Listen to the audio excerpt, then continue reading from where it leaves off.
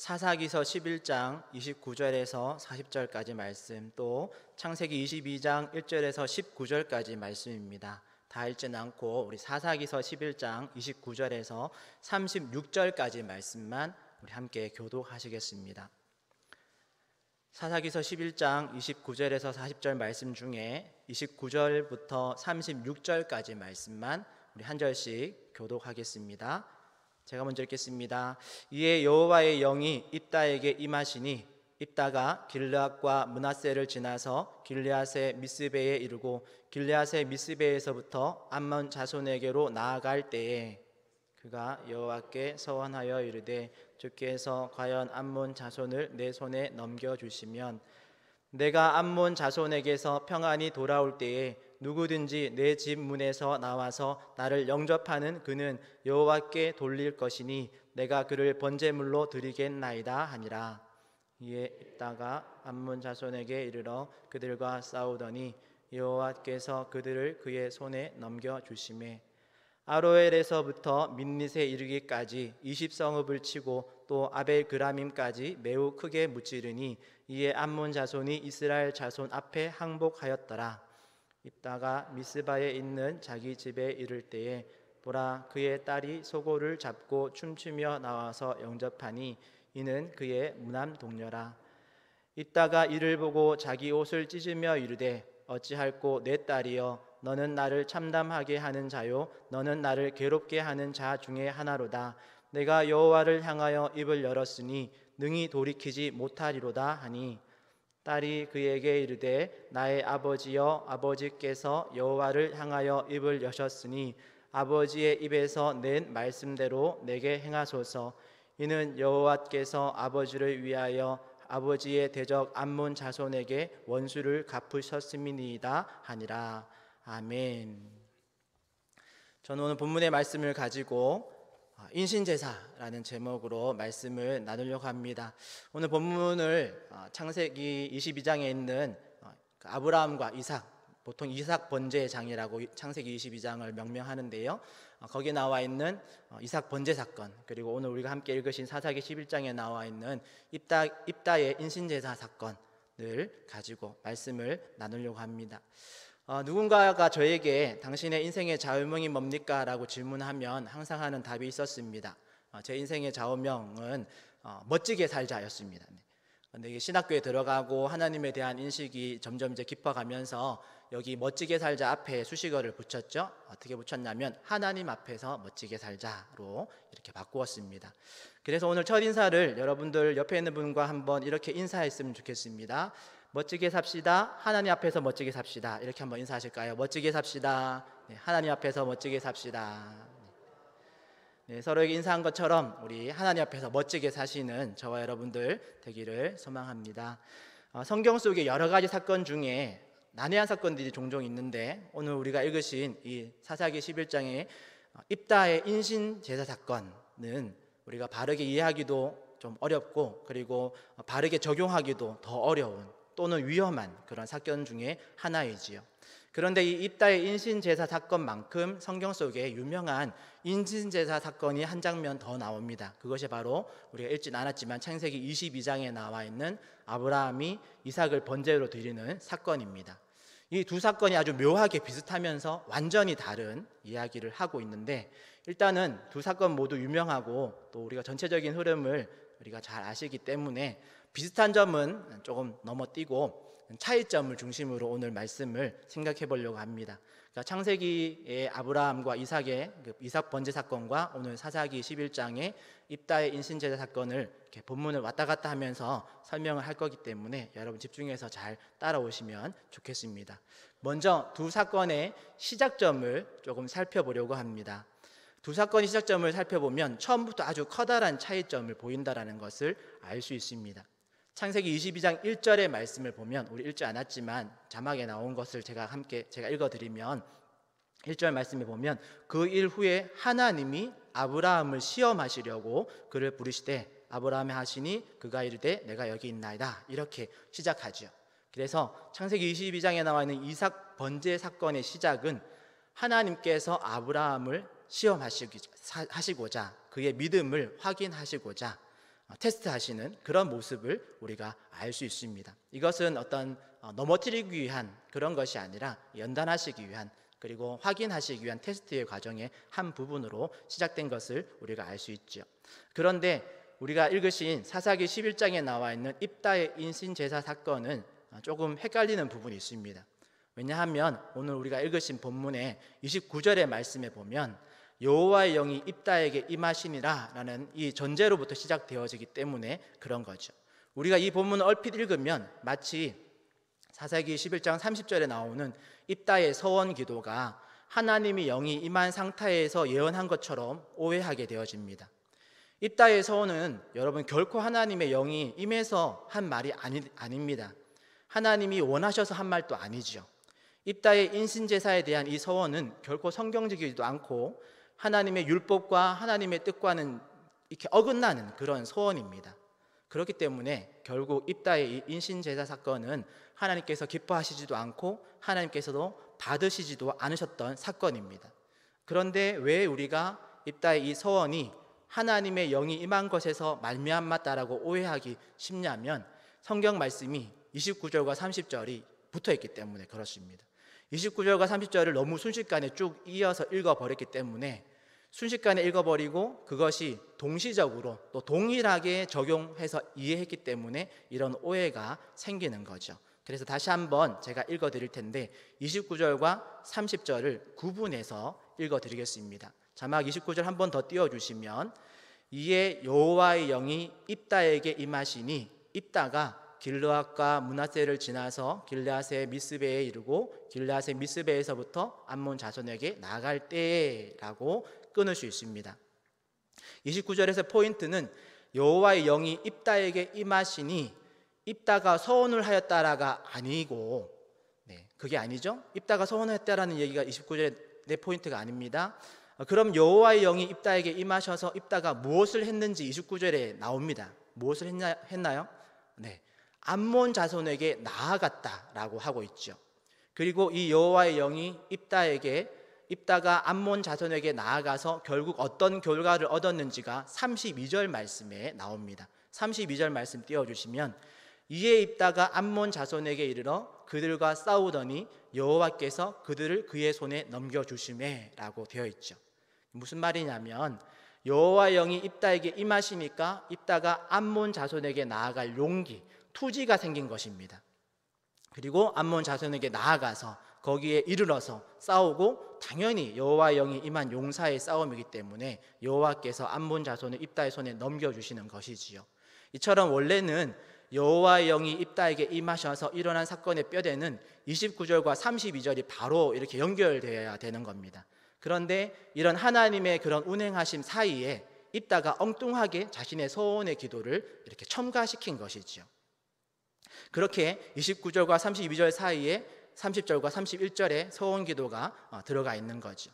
여러분, 일반적으로 성경의 선지자나 예언자, 바른 예언자들 같으면 오늘 29절과 30절의 말씀을 바로 이어서 이렇게 말했을 겁니다. 그런데 여러분 아시는 사사기라는 책은 이스라엘의 부패와 타락의 그런 점진적인 부패의 과정을 기록한 책이다 보니까 기드온의 황금에봇 사건에서부터 시작되어져서 부패하기 시작합니다. 점점 부패해 오다가 오늘 입다, 사사 중에 한 사람이지 않습니까? 입다의 이 인신제사를 통해서 하나님의 뜻을 알지 못하는 사사가, 그런 사사가 얼마큼 큰 잘못, 실수를 할 수 있는지를 보여주는 그런 대표적인 케이스로 오늘 입다의 인신제사 사건을 보여주고 있는 거죠. 그러니까 입다의 이 서원은 성경을 알고 하나님의 뜻을 바르게 알고 있는 사사라면 절대 이런 서원을 할 수 없는 그런 내용으로 구성되어져 있습니다. 그런데 이런 사사가 자신이 무슨 얘기를 하는지, 자신이 서원한 그 기도가 성경에 합당한지, 하나님께서 기뻐하시는지 아닌지도 판단하지 못하고 그냥 자신이 내뱉은 말을 지키는 모습을 통해서 결국에는 실수를 범하는, 그리고 자기가 말한 그것을 지키기 위해서 자기의 딸을 또 이렇게 어려움에 처하게 만들고, 그리고 그걸 지켜보고 있는 많은 이스라엘 백성들도 거기에 다 동참합니다. 그러니까 성경을 모르는 거죠. 사사도 본인도 모르고 사사의 자녀인 딸도 모르고 그걸 지켜보고 있는 이스라엘 백성도 성경과 하나님의 뜻이 어떤 것인지를 전혀 모르고 이 일을 진행하고 결론 맺는 그런 무지한 사건의 한 부분이 오늘 입다의 인신제사 사건인 것입니다. 어쨌든 두 사건의 첫 시작의 차이점을 정리하면 이렇습니다.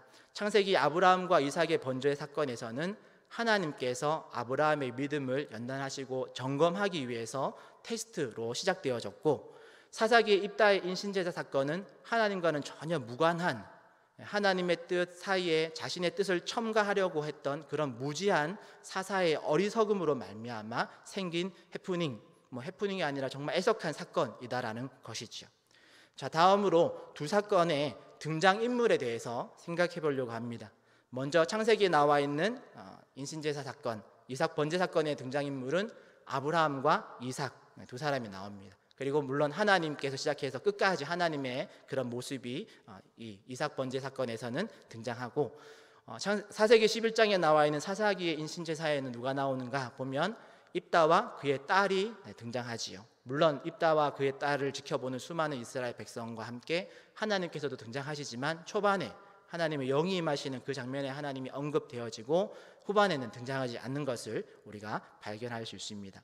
두 사건 모두 아주 등장인물도 아주 비슷해 보입니다. 묘하게 비슷하게 또 취하는 액션이 비슷한 모습으로 이 이야기를 끌고 갑니다. 그런데 우리가 꼼꼼히 따져보면 두 사건이 완전히 다른 액션을 취하고 있음을 알 수 있습니다.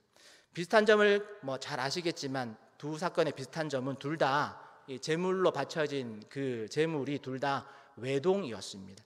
아브라함에게는 이삭이 100세에 낳은 독생자라고 불리는 그런 유일한 아들이었고, 입다에게도 자신의 딸을 성경이 기록할 때 당시의 사사기에 나오는 사사들의 자녀들을 대부분 보면 사사들의 자녀들이 많았거든요. 여러 명이었거든요. 그런데 이 입다의 자녀는 성경에서 뭐라고 기록하고 있냐면 무남동녀다. 아들 하나도 없고 딸 하나 딱 있는 무남동녀다라고 분명하게 성경이 기록하고 있습니다. 그런데 이 하나밖에 없는 아들과 딸이 아주 신기하고 비슷하게 자녀 교육을 잘 시켜서 이렇게 되는지 모르지만 아버지의 말에 순순히 자신의 생명을 내어놓는 모습을 보여줍니다. 여기까지는 비슷한데 여기까지는 크게 잘못된 것이 없어 보이는데, 하지만 가만히 성경의 말씀을 우리가 들여다보면 이삭과 입다의 딸은 완전히 다른 개념에서 그런 행동을 취하고 있는 것을 알 수 있습니다. 먼저 입다와 딸을 생각해 보자면, 입다와 딸을 우리가 생각하면 그 아버지의 그 딸이다 이렇게 설명할 수 있습니다. 입다도 자신의 어떤 신념을 지키려고 노력을 하고, 딸도 그 아버지의 신념을 지키기 위해서 자신의 생명을 내어놓는 일에 서슴지 않는 것을 볼 수 있죠. 어떤 면에서 저는 이런 입다의 인신제사 사건을 보면서 와, 입다 정말 대단하다, 또 입다의 딸도 보통 여인이 아니구나, 어떤 부분에서 그렇게 놀라고 인정하게 됐냐면, 어떻게 자신이 내뱉은 그 말 한마디를 철저히 지킬 수 있을까라는 것에서 놀란 거지요. 또 아버지의 그 신념을 지켜주기 위해서 자신의 목숨까지도 내어놓는 그런 딸을 보면서 멋지다라는 생각이 들었습니다. 입다와 그의 딸의 그 대화가 오늘 성경의 본문에 등장하는데 35절 36절의 말씀에 보면 이렇게 나와 있습니다.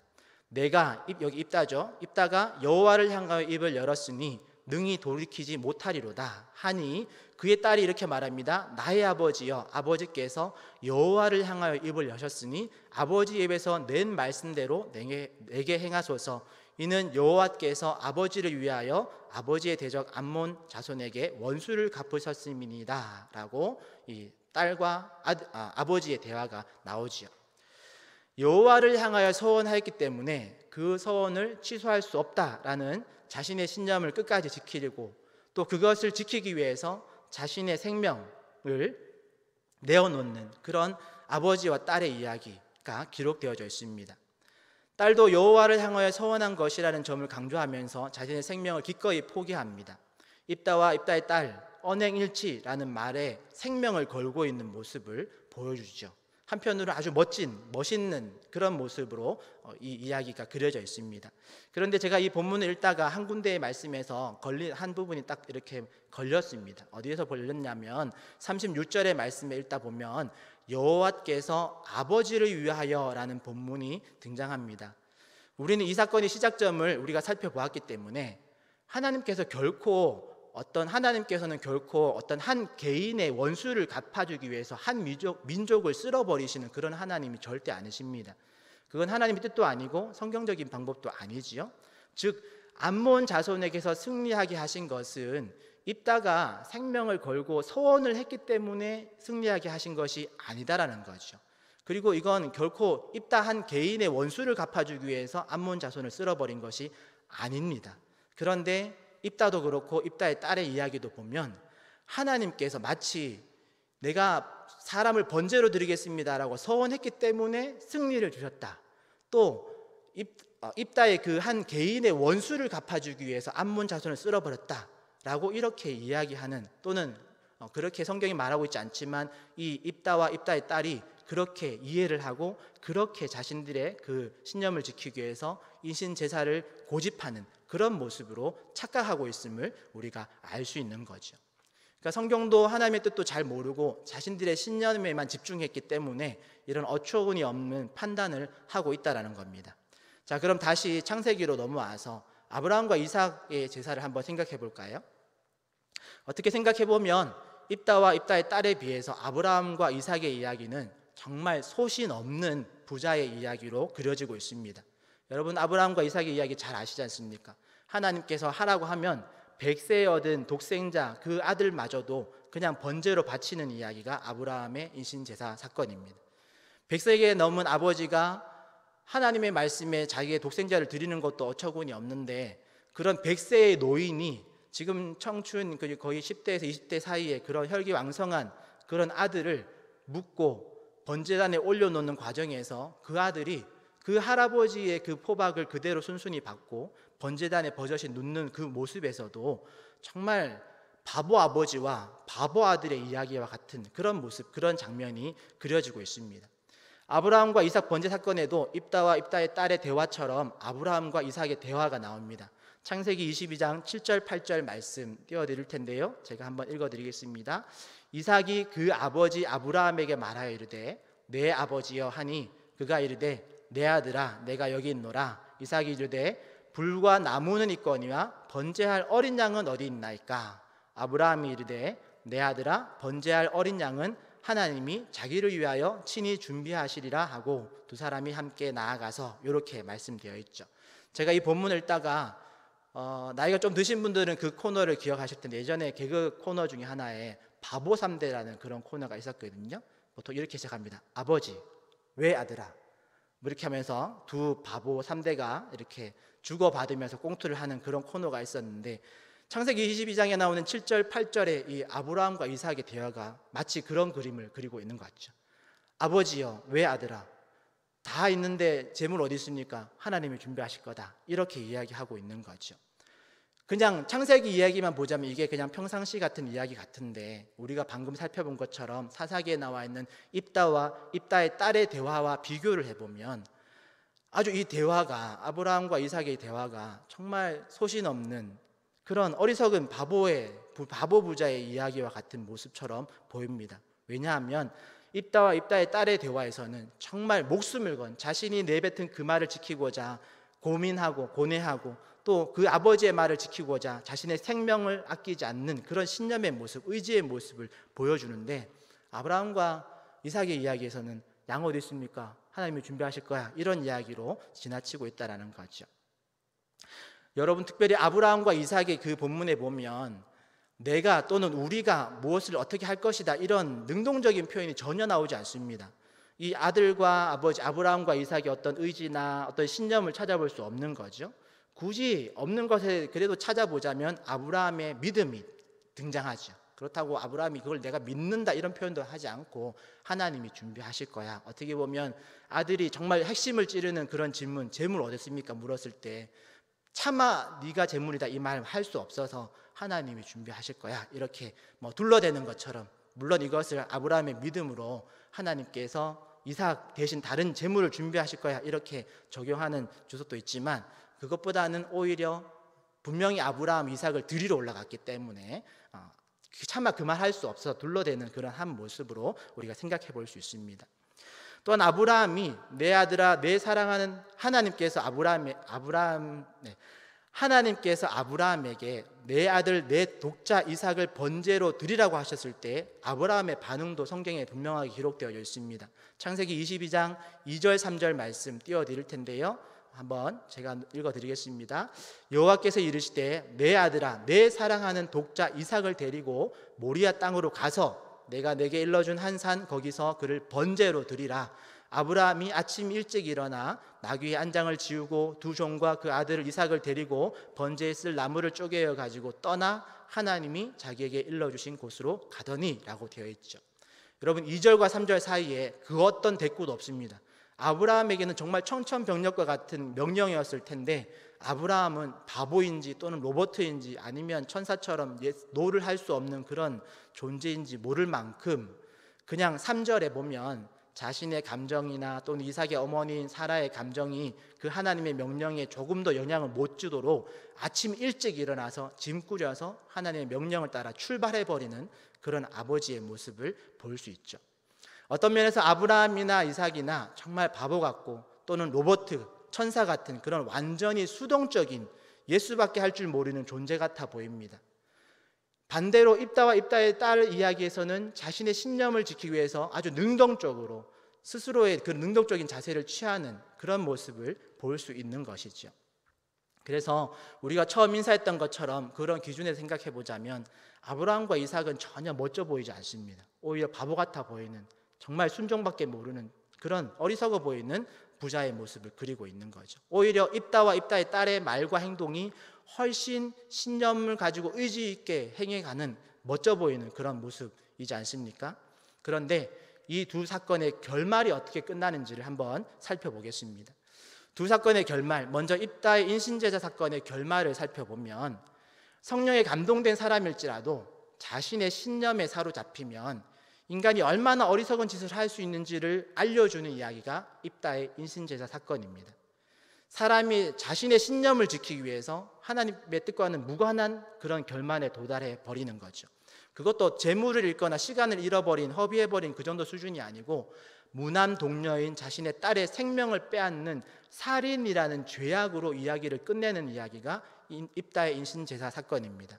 그리고 이것은 하나님의 뜻을 바르게 알지 못하는 어리석고 부패한 사사의 절정을 보여주는 대표적인 일화로 사용되어지고 맙니다.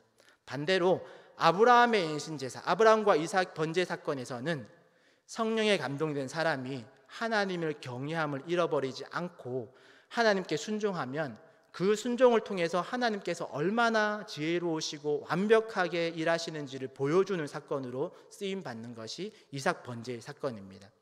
아브라함의 이삭 번제는 하나님께서 시작하셨고 하나님께서 이끄시는 대로 되었으며 하나님이 멈추라고 하실 때 딱 멈춘 사건입니다. 아브라함이 칼을 들어 이삭을 잡으려 할 때 하나님께서 다급하게 아브라함아 아브라함아 부르셔서 딱 스톱을 멈추라고 하실 때 멈춘 사건이죠. 아브라함의 이삭 번제 사건에서 우리는 아브라함과 이삭이 어떤 의지나 어떤 신념을 발견하지는 못합니다. 하지만 이 사건을 통해서 아브라함의 믿음을 확인하시려는 하나님의 의지를 발견하게 되어집니다. 그리고 이런 하나님의 뜻을 이루기 위한 아브라함과 이삭의 이 자발적인 순종은 결과적으로 하나님의 복을 얻는 열쇠가 되어지고 여기서 멈추지 않고 더 나아가서 하나님의 구원 사역이라는 더 큰 뜻을 이루는 시작점의 역할을 하게 되어집니다. 창세기 22장 18절의 말씀, 우리 한번 마지막 본문이니까 한번 같이 읽었으면 좋겠습니다. 창세기 22장 18절 말씀 함께 읽겠습니다. 시작. 또 내 씨로 이는 내가 나의 말을 준행하였음이니라. 아멘. 여러분들, 이것을 통해서 아브라함의 믿음의 아비라는 그런 인정함, 칭의를 받고, 그리고 그냥 이삭을 구원한 정도가 아니라 이삭의 씨로 말미암아 천하 만민이 복을 받으리라, 예수 그리스도를 이렇게 약속 매칭시키는 아주 놀라운 사건, 놀라운 전환점을 가지는 이야기로 마무리되어지죠. 그리고 또 한 가지 이 두 사건의 비슷한 점이 또는 다른 점이 있습니다. 그것은 입다의 인신제사 사건은 일반적으로 호랑이는 죽어서 가죽을 남기고 사람은 죽어서 이름을 남긴다라는 말처럼 사사기 11장 39절의 말씀에 보면 입다의 딸의 죽음을 애도하기 위해서 이스라엘의 절기를 세우고 그날에는 입다의 딸을 위해서 이렇게 애곡하는 그런 절기를 지킵니다. 그러니까 사람의 기억에 남은 거죠. 이스라엘 백성 모두가 그 날을 입다의 딸을 위해 애곡하는 날로 절기를 만들어서 사람들의 기억에 각인되어지는 결말을 맞았습니다.